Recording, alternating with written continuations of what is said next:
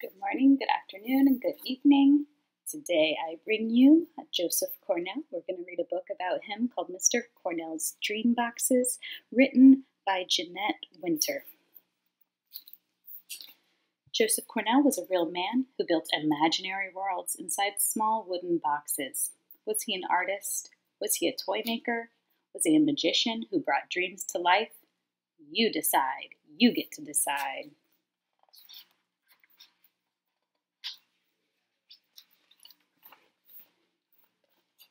If you had lived on Utopia Parkway not so long ago,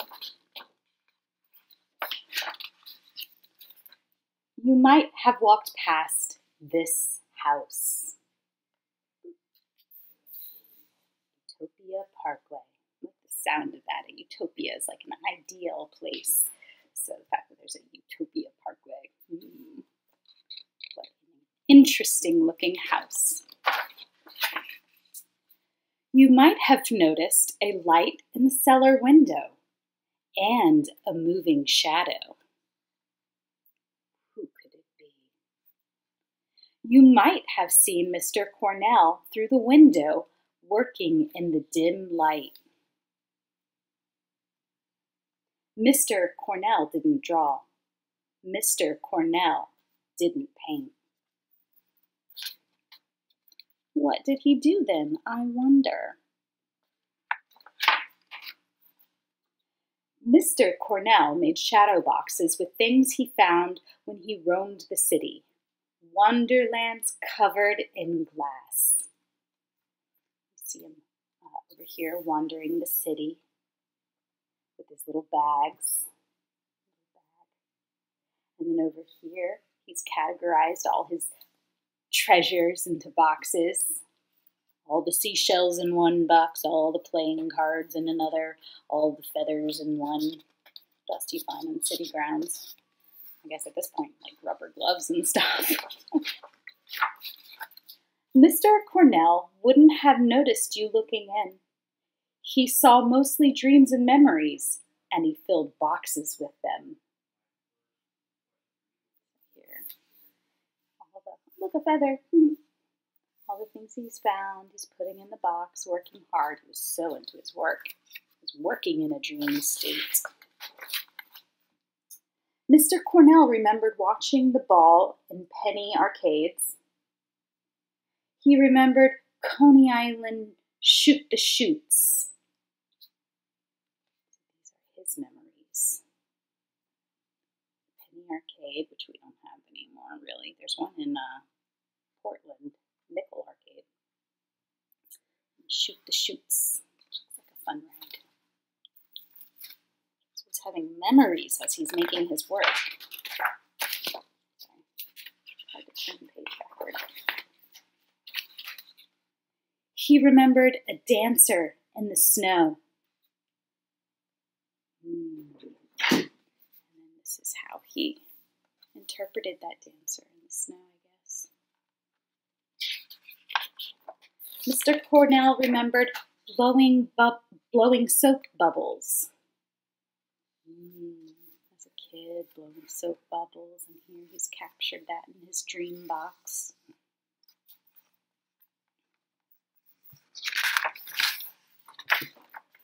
He remembered animals in the museum locked behind glass.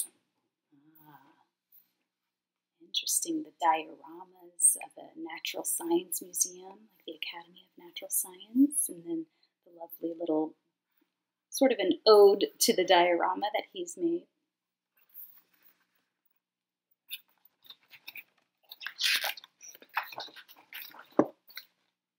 He remembered learning about stars and how the endless sky scared him.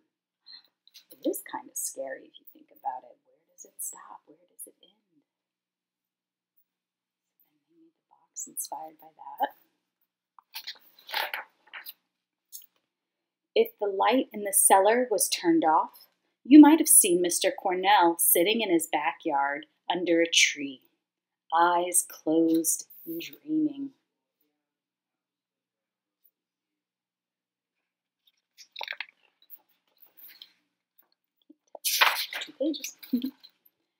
He wrote about his dreams and his thoughts and his ideas. His journals filled over 30,000 pages. Remembering was important to Mr. Cornell.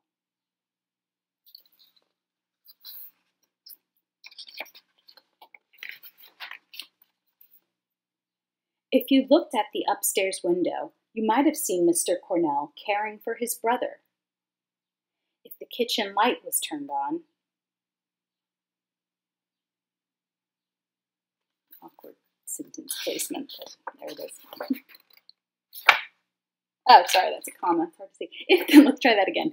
If the kitchen light was turned on, you might have seen Mr. Cornell sitting at the kitchen table eating a cupcake. He loved sweets. I can relate, Mr. Cornell. I can relate. With the cupcake, you would have just seen me licking the frosting off. But those donuts, I'll go to town on those donuts. I like how even the houses, when they show his little house, it looks like one of his dream boxes. If you had lived on Utopia Parkway, you might have opened your mailbox one day and found an envelope addressed to you. An invitation to an exhibition just for children of Mr. Cornell's Dream Boxes. At the exhibition, you would have seen Mr. Cornell eating a brownie and drinking cherry soda. Yummy. So there's the wrong side. There's the birds, the animals, like his dioramas, the bubbles. What's this one? This one's it's like a swan in the snow. A brownie. And inviting you.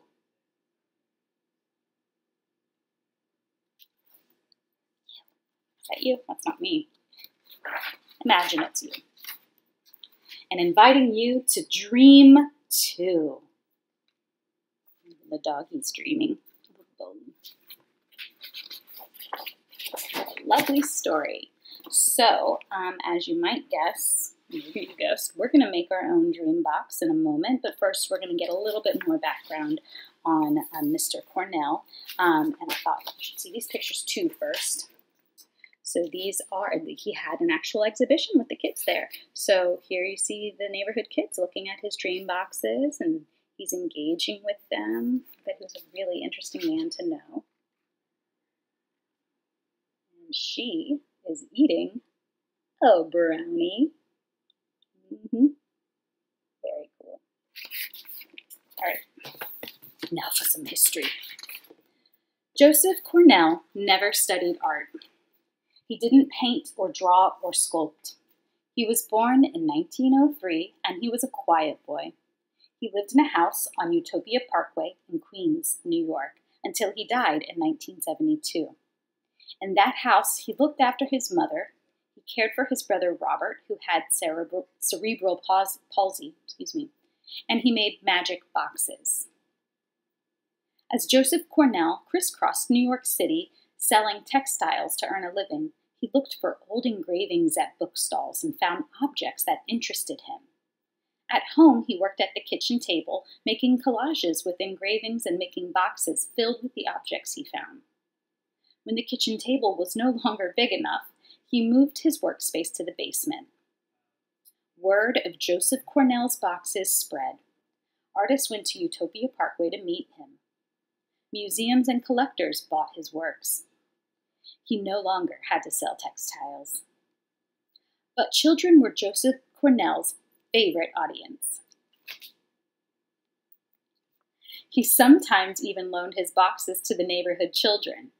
In 1972, the last exhibition Cornell attended before his death was, In 1972, the last exhibition Cornell attended before his death was held especially for children at the Cooper Union School of Art and Architecture in New York City. The boxes were hung 3 feet from the ground, child height. Usually reserved, Joseph Cornell was eager to tell children about his boxes and answer their questions. From time to time, I make boxes too. I fill them with figures and shapes I cut out from tin and with things I have collected, like stones and mirrors. I like making these small worlds. Joseph Cornell was the master of the miniature magic world. This book is my tribute to him. That last paragraph was by Jeanette, so she apparently makes some boxes too, and I'll try to find some images of her work. Perhaps she has them online. But what an interesting young man, and here is Jeanette's story, just since she too was an artist. Jeanette Winter has written and illustrated many highly acclaimed picture books based on true stories, including Henri Scissors, which I have, Biblio Burrow, might have that, I can't recall, Nasreen's Secret School, and winner of the Jane Addams Children's Book Award, and The Librarian of Basra, an ALA notable children's book, and a winner of Bank Street College of Education Flora Stieglitz Strauss Award for Nonfiction. She divides her time between New York City and Santa Fe. Okay, awesome. What a good story. So I can't wait to do this project with you guys, and I hope that you do it too. I want to see. I've been wanting to do this project in class for so long. This might just inspire me to finally do it as an actual lesson with you guys. So stay tuned.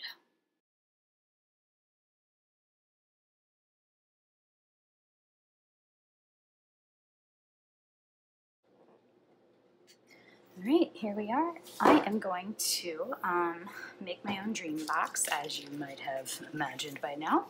I've got a few things with me I may or may not end up using. I grabbed some paint, just 3 colors, white, yellow, and blue, to keep my color palette limited. So I got that. I have acrylic paint, so that should work fine. I went around my house and found little, I'm a hoarder, let's face it, I'm an art teacher. I have these little trinkets. This was a llama my aunt gave me, and it's so adorable and I love it. It's from when she went to Peru, but it's like, I guess, meant to be a charm or something, and I'm never going to wear it, and it being white, I don't want to get it dirty, so I think I can incorporate it into this project. I have this lovely piece of terracotta that I found in Toledo. I wrote that on the back so I'd remember when I was there this past September. A seashell from last summer in Florida, in the West Palm area. This old key, I love old keys, and then a bunch of buttons, especially this really cool one. It's weird, hammered metal, and then these wooden ones. So I've got a lot of little knicky-knackies, trinkets, my little treasures, but I want to cut this part of the box off. So I'm just using this, I don't know, something from that I ordered came in this box, so I have kept it. Well, you know, it was in the recycling bin. I fished it out. So I'm going to cut this part off. You could use a shoebox. I'm going to save this. That might come in handy for something, so I'm going to save that cardboard. You could use a shoebox, a cigar box, the lid of a shoebox if you want to keep it shallow. Really, any kind of box that you could find. You could even make your own if you're clever with cardboard. You could figure that out and kind of cut away the corners and fold it up. Or you could just put all of your things on one flat piece of cardboard and pretend it's a box. So you have options. So I've got also some magazine pictures here, and I just quickly thumbed through a magazine and tore out a few pages. I may or may not use them all. And then I also have a hot glue gun plugged in a little bit off the screen. So what I'm going to do with these magazine images is I'm going to play around and cut and play around with them in the space. And I'm probably not going to talk during that part, so I will speed the video up of that.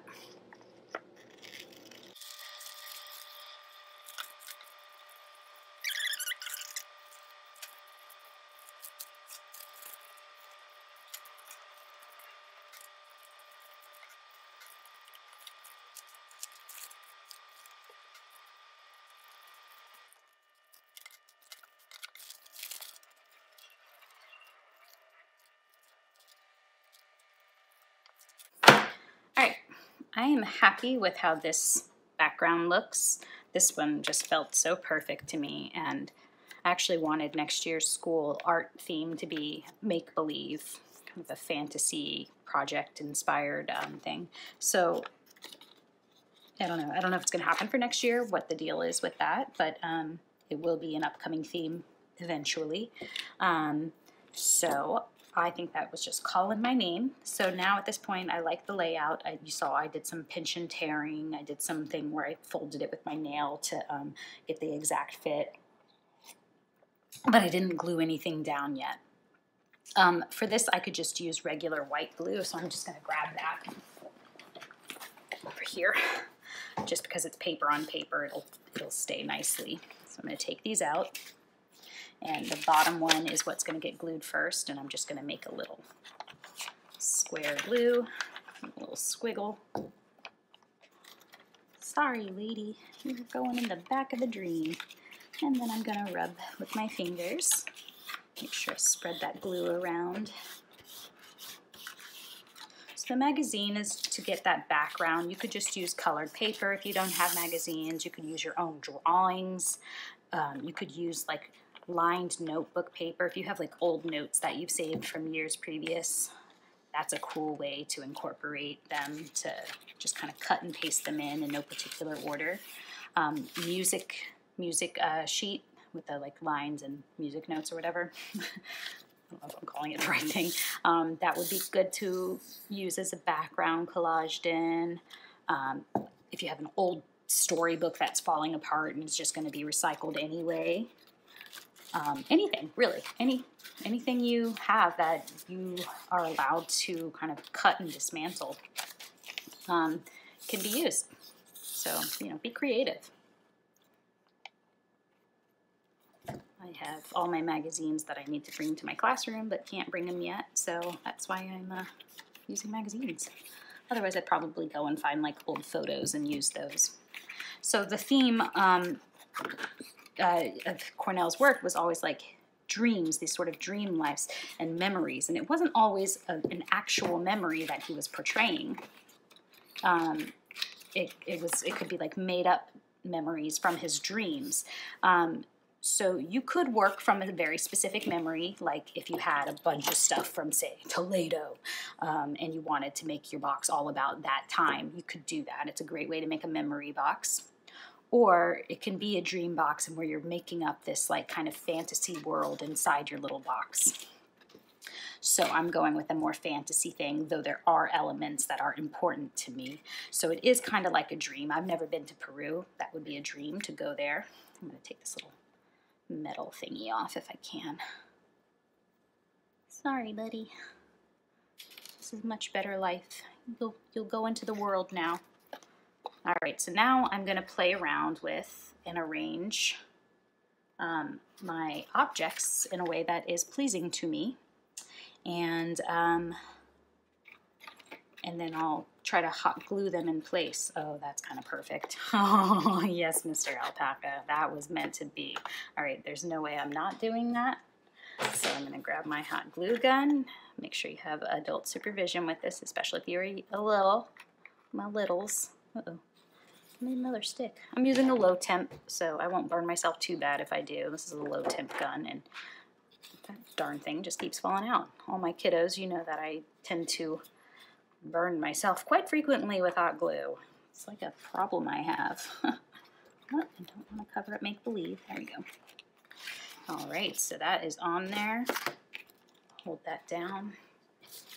So I'll keep reaching. Take a sip of my coffee. If you don't have hot glue, you can use white glue and just give it a shot. You might have to have more patience because it doesn't dry as fast, and you might have to like hold something in place or clip it down somehow. I don't know, you might have to be creative. Or it could just be something that you put in there and don't glue it if you're a little nervous about gluing things down. Oh, I kind of like him in that corner too.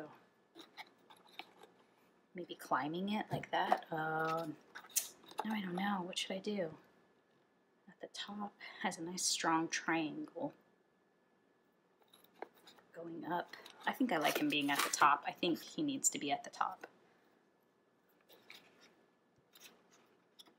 Okay, he's got metals in his wire in his feet, so I'm just going to push them together.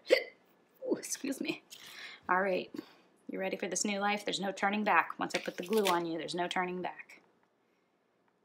This is a better life. He's now a piece of art. This is a better life for him. He will get seen now. There you go, alpaca. Thank you for the alpaca, Aunt Patsy, Aunt Patricia. He's got a better life now than hanging on my jewelry thing upstairs, never being used. I like how this looks just as is, but of course I have these other special things, and I want to give a little mystery. So like I want to put the key somewhere and make you think, you know, what is that key for? I think I like it there. And then maybe the shell, let's see. The shell can go in that corner. I'm gonna try changing it. Oh, no, that covers the words. Okay, key's gonna go there. Shell's gonna go there. All right. Let's see if I can do this without burning myself.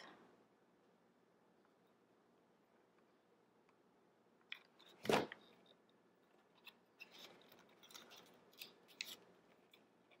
right. No burns. Good job. Now, I don't know. Do I want it to go there?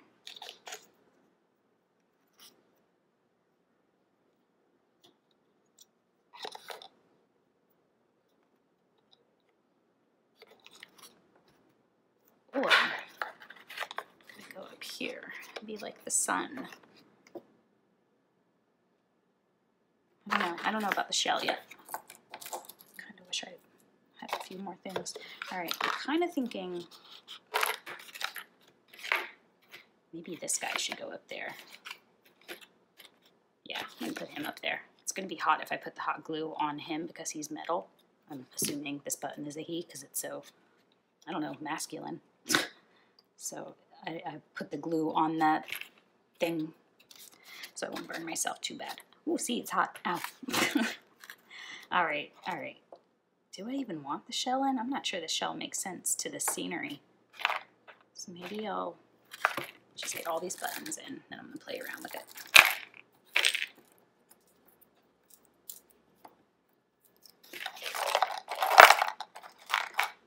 There we go. Kind of thinking, oh, whoa, whoa, whoa, whoa. I'm into that. I'm just kind of haphazardly, okay, all right, I got it. See, you got to play around to figure out what you want to do. So I'm just going to squeeze oodles of hot glue right here.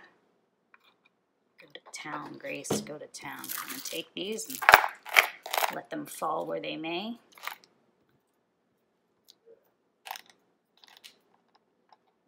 Happens here. Ooh, careful if you're doing this. Sneaking through the back. All right, and the loose guys, get a little tip tap. See who comes out. The rest of those seem to be pretty good. This guy's got, needs a little more. All right, let's put in a dot here to fit these ones in. Fill in this little space. I feel like it needs one there. Let's put this guy in. Oh no, I don't want to cover up that wooden one. Oh well, too late. It's covered. And I'm going to put one more right about there. The last one. All right. So, shell's not going in. Didn't make the cut. I'm just going to find any loose edges and put a little extra glue there.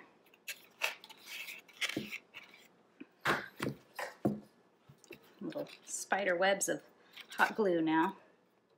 All right, everybody should be well enough. All right, I'm really into that. Now the question is, do I want to do any paint?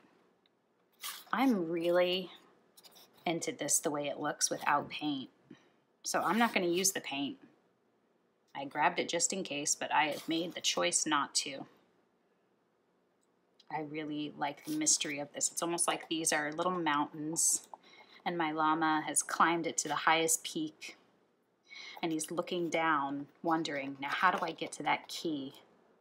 And where will that key lead me? Perhaps to a world of make-believe. So that's my dream. All right, I hope you enjoy this. I'm going to put it a little closer so you can see some more detail. Turn it so you can see it with the different light. And I'll clean up all this loose glue once it dries a little more, or not worry about it. I could paint the outside. That could be something I do, but I kind of like this raw box. But that's, you know, make your dream box. I can't wait to see it. This was a really fun assignment, and I'm definitely going to do this in the future with you guys.